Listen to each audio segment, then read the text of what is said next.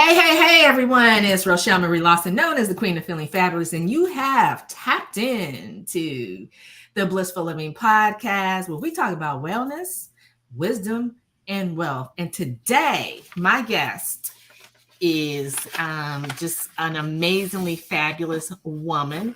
But before I let you guys know who she is and what she's all about, we are going to be talking about the wealth pillar, multiple income streams, and who does not want to know more information about how to put more money in your bank account to build your wealth? So while you are thinking about that, be ready, because my next thing is I'm going to say find a place for you to sit where you can be undisturbed for a little bit.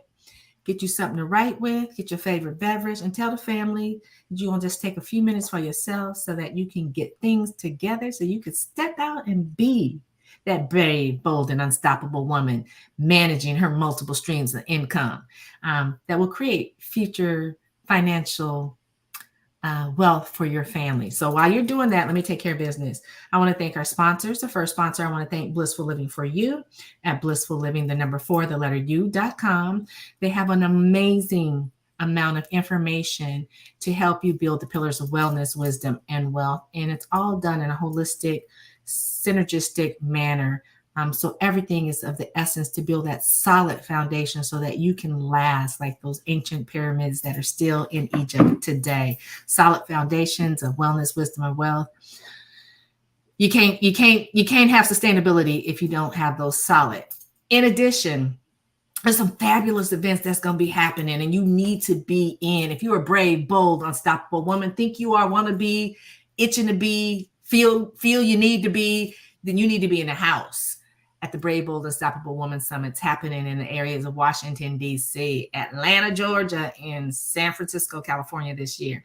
So you want to go to Blissful Living for You at Blissful Living, the number 4, the letter U.com. Check out the information they have as well as what they have to offer you, but also hit the events page so you can get the scoop on how you can be in the house with us as we bring the game of being brave, bold, and unstoppable to a whole nother level and create this movement for us women to come together and just kill it with our synergistic harmony that we're going to empower each other with. Okay, so there you have that. Now, next sponsor is All Day Cable Incorporated, a phenomenal, I say the premier woman-owned, minority-owned telecommunications installation company in the United States, and the first probably in all of the United States, but definitely the Western region of the United States.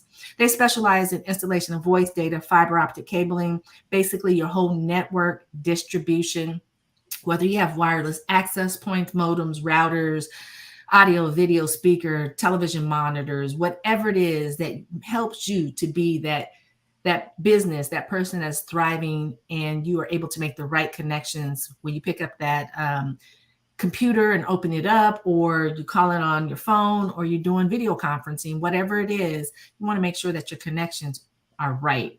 And All Day Cable Inc. can definitely help you do that. They help small, medium, and large corporations, and they've been in business since 1989, located in the heart of Silicon Valley. So if you have a need, please do not hesitate to reach out to them, because they can take care of everything that you need when it comes to telecommunications. Now, you had some time to gather your favorite beverage, find a place to sit, got your paper and your pen so you can write down these nuggets of gold. But let me tell you about the guest today. Her name is Krystal Vernee, and she is a serial womanpreneur. I love that. Author, speaker, business coach, and brand strategist.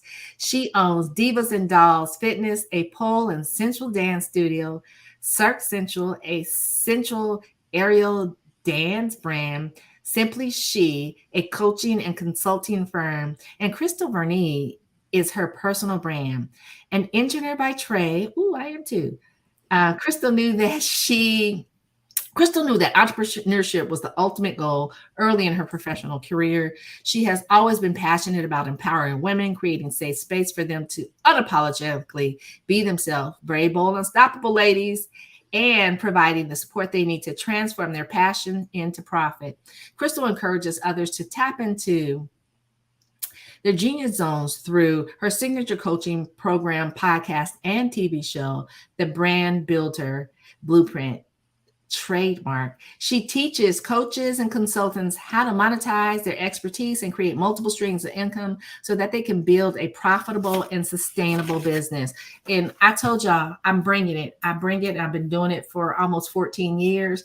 And so, Krystal, the queen of Simply She. I just domed you queen, girl. Here, let me pass the crown to you. Here's your crown.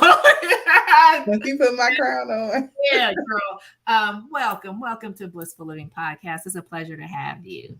Thank you so much for having me. I truly appreciate the opportunity and to be here. So thank you so much. We appreciate you. I mean, I know there's women out there that are doing some amazing things, and I know there's women out there that are struggling.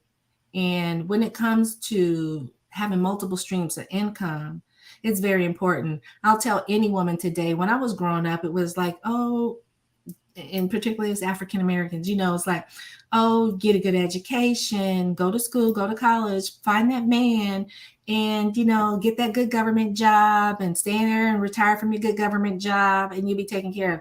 That's not a reality, and that wasn't ever a reality for me because I had so much more that I wanted to do. And we all know that you cannot depend on a man or your significant other for whatever that may be when it comes to managing your money. And it's very important to have multiple streams of income because when one shuts down, the other's open. But if you only have one and that shuts down, guess what? You could end up in the poorhouse. So I love what you're doing. I love what you're talking about. And I want to jump into it. So you have 4 businesses now. Mm-hmm. Yes, I did. I thought I was a bad chick. You real bad. How do you handle all of them and do it so synergistically? I get this question a lot, and I always tell people I didn't start this way. So that's important to note. I started with my one business. My story is a little bit longer than that. I've been an entrepreneur since I was 16. But I started with my one business, Divas and Dolls Fitness, and I grew that to where it was self-sufficient. And then I started the others. Time blocking, time management are like my best friends when it comes to being able to manage all the different streams of income that I have and also different types of businesses that I have, because two of each are related and then they're completely separate. So I have to be very protective of my time as a CEO and really focus on CEO tasks. And when a task has grown beyond me, I have to delegate it, hire a team member, and make sure that what I've created is duplicatable and sustainable so the business can run whether I'm there or not. So I know I said a lot there, but mainly being very protective of my time blocking my time, being very specific and not getting stuck on like one particular task each day is how I manage things day to day. I want to ask you this. Thank you for sharing that. I want to ask you this with regards to having those multiple businesses and creating those multiple streams of income. What would you say to a lady or a gentleman listening to us or watching us right now that is thinking about they want to expand their business empire, but they're not sure that they can, or even the first step to do? So you created, your first business, but you knew there was more in you. Mm-hmm. What was it that allowed you to say, you know what, I've got this business and yes, it's doing great, but I've got other gifts that I want to be able to share and create a business? What would you say to those that are thinking about it? Your words of wisdom. Yeah. So I always tell people to go towards their zone of genius. Don't run away from it. So all the things that you see were already in my wheelhouse. I didn't have to go out and learn a new skill at its core to start my other businesses. And I pulled from my previous experience. So, for example, before I was a full-time entrepreneur, I worked over 13 years as a government contractor. So I had a lot of experience with project management, program management, managing large and complex teams, logistics, just a lot of things that you need to be able to actually run a business. So, and I was at the same time was running my business. And so combined with that, transitioning to become a business coach and a brand strategist was a natural flow. So I tell people, don't go against the grain when it comes to looking for other opportunities when you're first ready to expand. Look for things that you could pretty much do seamlessly, or you have knowledge and expertise and training in, to monetize that first. And then you can look for what I like to call passive income streams or investment opportunities where you're not doing the work. Maybe you're just a silent investor, like real estate. Maybe you've always wanted to own a restaurant or open a restaurant, but you know nothing about it. That's probably not the industry, or I wouldn't go about it that way. I would look for what I would consider to be a good investment opportunity to get my feet wet before I went out to go open a restaurant. So just looking at it in terms of like, what do you already know how to do, and monetize that particular skill first before going out and trying to learn a new skill set. I think that's where entrepreneurs kind of go wrong. They're like, oh, this is great. Let me go out and shove out all this money to something that I know absolutely nothing about. Right. So you kind of have to like educate yourself first and determine if that's really a good investment. But I always tell people, monetize your expertise first. And once you've kind of gotten that to a certain point, then it's time to diversify your portfolio. So let me ask you this. What do you say to the people that say, well, I have a few expertises, and I might have started a tech company or something in that arena, but I'm also a great writer, or I'm a great fitness coach, or whatever it may be, but they have some other expertise. What would you say should be the first step once they discover, like, yeah, I've got these expertise and I'm going to branch off into this next expertise? What would you say would be the first step for them to really step into creating that second additional stream of income with their second level of expertise? Yeah, so if you already have a business up and running, or you kind of got something self-sufficient, hire a mentor or coach. Do not pass go. Do not collect $200. Like you've already, like, if you're like me, because I built all my brands from scratch, so I know what it's like to struggle, to be up at night, to cry, to be like, why did I do this? I think we all still have those days, but there's no reason to do that when you're on your second, third, fourth, fifth opportunity. Now that you've grown up in entrepreneurship, the name of the game is, how can I do this better and faster? So find a mentor, find a coach that has already been where you are and they're excelling at it. Learn from them so that your trajectory from 0 to 6 figures to 7 figures is a lot shorter than it would be if you were trying to do it on your own. I love it. I think one of the best investments that we can make when it comes to investing in multiple streams of income is investing in ourselves and hiring a coach or expert or a mentor that's already doing things that we strive to do. I mean, I would love to get my hands on a mentor that's like Oprah. I would love. I mean, everybody would want Oprah as their mentor, right? But there's other phenomenal women, Ariana Huffington, killing it in the publishing industry. You've got fitness people. You got the lady that created Spanx, that just created it out of an ideal. Now, her stuff I see that stuff in airports internationally. So I love that. One of the best things you can do to invest in multiple streams of income is invest in yourself and get a coach or mentor that's doing exactly what you aspire to do. I love that. Now, when it comes to branding yourself, which is very, very important, what would you say are some good key characteristics that we all need to create those multiple income streams when it comes to our business entities that are related to branding? Yeah, absolutely. Because this is one of my one of my strong suits, my expertise. So I always tell people, gone are the days when you can just slap something together and throw it out there and expect that the dollars are going to come rolling in. So you're going to either be first to market, or you're going to be at a point of differentiation. And so at that point, how are you different from your competitors? How can you corner that particular segment of the market and be better, be different, be noticeable?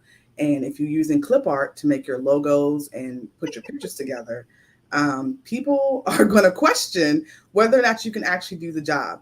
And I know that there's chatter in the social media space about like that doesn't matter, but it absolutely does if you're looking to scale your business to a certain level.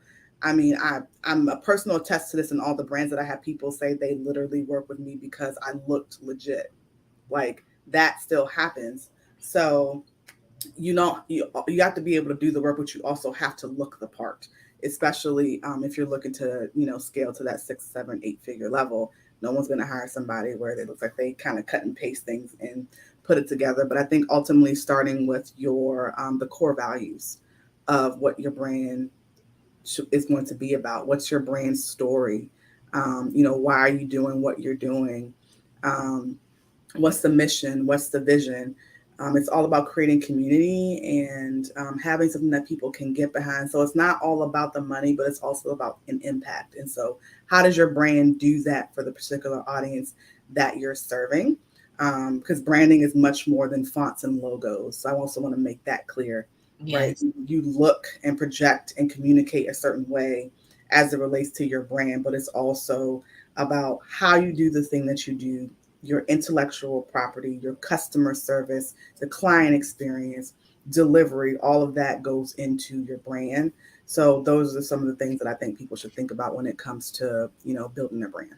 I love it. I love it. And I agree. If you look like your grandchild, put your logo together and your colors, and then you try to go out there, and it could be you just inexperienced. I would highly suggest that you take Krystal's advice and hire somebody, or get somebody that's really strategic in creating a very rich and professional and elegant brand that actually speaks for you and speaks about you. So when people click on it, they see your brand and they're like, okay, yep, like Krystal said, she was the real deal, and somebody liked her branding and realized that I like this, it's professional, let me click and see how I can and do more and work with her. So I love that.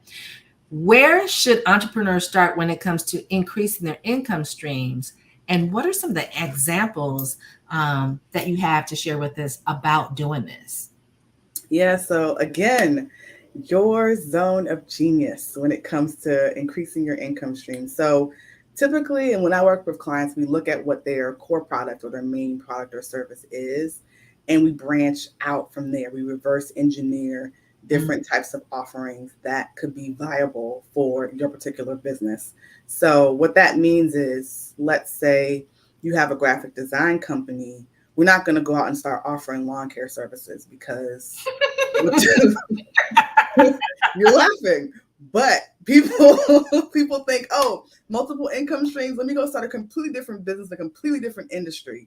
And while that is another income stream, that doesn't make sense for your business today, right now, Right. in general. So I tell people to start with whatever their core product is, and then think about all the ways that you can slice, dice, and stack that particular product. So some examples of that would be product or service are the most common. So like you're selling an actual product like shampoo, body butter, whatever the case may be, right? Or you have a service, like I said, graphic design. So think about now, what else can we do with that particular skill set? So maybe we have a membership. In the service based example, maybe you have a membership where you're teaching people graphic design. In the product based business, maybe you have a membership where it's just all about the community and people that love the product, or how to use it, or all the different uses for the product. Or maybe you're teaching master classes on how to do certain things, with that product. Um, you could even do affiliate marketing. So maybe there's something that supports your business. I always tell people service-based businesses for affiliate marketing, software is usually the easiest jump because we need that in the online space. So tools that you love, that you use every single day, you can become affiliate for that and earn extra income. Same thing with the product-based model. Maybe you've made a product, or maybe there's some products that support the product that you're using. So now you become an affiliate for those particular products. Courses, again, a great way. Maybe you've done for graphic design, maybe it's how to use Canva or do something particular in Canva. Now you got a Canva course. For the product business, maybe it's, how to wash your hair in 2 seconds. I don't know. These are just some examples of some different types of income streams you could get with the exact same skill set, and not starting like a completely different business. You can invest in things.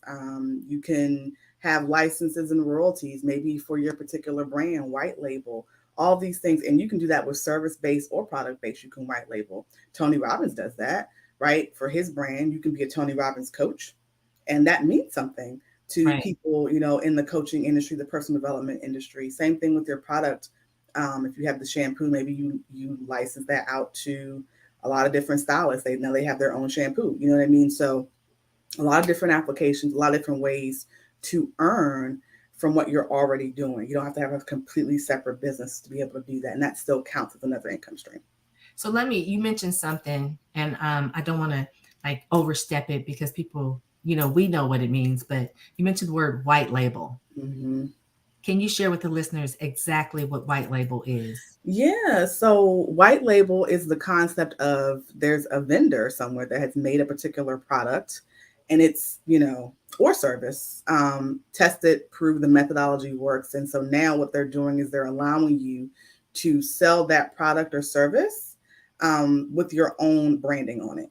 So like I said, let's take the product is probably a simpler way to think about it. But let's say you have someone who makes a hair care line, shampoos, conditioner, and they've made it. It works. You think it's great, and let's say you're, Sassy Studio 25. So now Sassy Studio 25 can have their own branded shampoo and conditioner and oils and things like that in their salon, which makes you look like, oh my gosh, they have their own shampoo. Yeah. So it immediately like elevates your brand and provides another level of service to your existing clientele. So I'm a fan of white labeling, especially when it makes sense in your business. I think it adds a premium factor or elevates the premium factor of your brand. I love it. Thank you for sharing that because, I know what it is and you do, but there might people who are like, what is white labeling? What is she talking about? It's like back in the day when Mrs. Fields made her cookies, there were other people that had cookie shops as well. Right. But, if in comparison to today with white label, she would take those cookies and you and I could have had access to her cookies and right. say, these are the Queen of Feeling Fabulous cookies. This is Krystal Vernee's cookies, and so it allows us to capitalize on an already pretty decent product that we can add to our arsenal of goodies, our bag of goodies, and allow another stream of income to come in. When it comes to, creating multiple streams of income, and if anybody is out there like watching us, listening to us, when it comes to that, what do you see other than people not staying in their lane, basically, and creating something that they're familiar with, right? Mm-hmm. What you see is another common mistake that people do when they're trying to create multiple streams of income. I think that's the second biggest thing is probably not checking the viability for your own marketplace.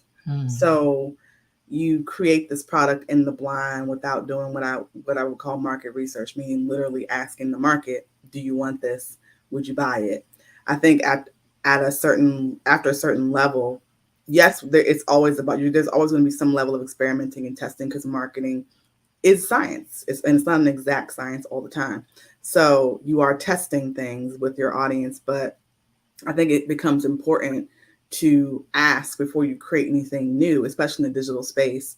Do you want this? Do you need it? And would you buy it? Like figuring that out before releasing it. You got to think, and I say this all the time, if companies like Apple, Coca-Cola, Pepsi, Amazon, any big brand you can think of, spend hundreds of millions of dollars with focus groups and research and testing and asking their customer base, what do you like about it? What don't you like about it? Do you really need this? How do you use it? All these different questions before they release a product. We can ask our audience just a few simple questions before we release a product. So don't underestimate the importance of actually checking with your community. And in the end, what I found is that they feel a part of the brand or close to the brand even more because you took their suggestion. I love that. So many times, I know back in the early days of being an entrepreneur, well, we didn't have the computers and stuff, so I'm dating myself. But, you would market test by like going maybe door to door to companies and giving them a sample and saying, hey, this is what I have to offer. Do you mind just checking it out, seeing if, and they'd be like, oh, okay, let me check it out. And then you go back and follow up and they're like, you know what, this didn't really work, or we like this, but not that. That way you're not creating something that you love, but nobody else likes or wants. You know what I mean? Like, I love wearing blonde streaks in my hair in the summertime, but other people being like, well, blonde streaks ain't for me, whatever, you know what I'm saying? Wearing a crown ain't for me, so why would I buy a crown? But I think a lot of people fall into making a lot of mistakes with, oh, this was great, and putting it out there. And then when they don't get the sales and they've invested a lot of money, it becomes something that basically ends up in the trash, and they've wasted money, which does not help to create the multiple streams of income. Okay, I got time for one more question. So what are revenue generating activities, and how can entrepreneurs ensure that they are focusing on the things in their business that drives results? Yes, revenue generating activities. So revenue generating activities are activities that drive revenue in your business. And it's really key to know and understand what those are. We should not be guessing what those are. And in order not to guess, you do have to really be in tune with your analytics and your numbers and your metrics. So all those fancy reports and dashboards and things that we have in the software that we use, we should be looking at them. And if we don't have them, we need to have a system or a solution that supports that, so that we can have that view as a CEO in our business to know how our business is doing. I work with my clients to create key performance indicators, or KPIs, that measure the health of your business. And, revenue is just one KPI that you should look at when it comes to your business. But how you can do this, or how you can focus on it, is the first thing is you got to identify what your core products or services are. So you got to know your money makers. A lot of entrepreneurs go based upon feeling. We need to be going based upon fact. Okay. Oh, numbers, girl. Say that one more time. A lot of entrepreneurs do things based upon feelings, and we need to be doing things based upon facts. Okay. So numbers don't lie. And that's a fact. And so when you look at the numbers, you might think that your sweet potato pie is selling the best, but in reality, it's the collard greens. I'm just saying. I mean, I don't know. I was at a restaurant earlier, so that's my example. Girl, you just made me hungry. Now I want some collard greens and some sweet potato. But you're right. You're right. Finish. Please finish. Yeah. So you have to identify what your core products and services are that generate the majority of your revenue, right? So then once you know that, you know what you need to focus on in order to be able to increase that, because that's the majority of your revenue. Then looking at like your customer data. So what products and services, in addition to your core products, are people buying? That way you can have a clear understanding of like, how often are they doing it? And you can tweak your marketing strategies based upon this. And then, like, I always tell my clients to do a cost benefit analysis. So how much does it cost you to deliver that product or service versus how much you're making? So the profit, because sometimes we love to have certain products, but the margin is really slim, meaning we're really not profitable. We're just offering it. And so some companies do that because it becomes more of a customer service, but knowing that is power, right? Because maybe you don't market that as heavily because it's really not bringing you any revenue, right? Right. Also, customer feedback is also extremely important. I mentioned it previously, but just listen to your customer base. They can also provide valuable insight about what they want more of, and so that could increase your revenue. And then just testing and measuring, right? So new products, new services, existing products, existing services. Like, how are they doing? How are they doing from last year to this year? Can you see any trends?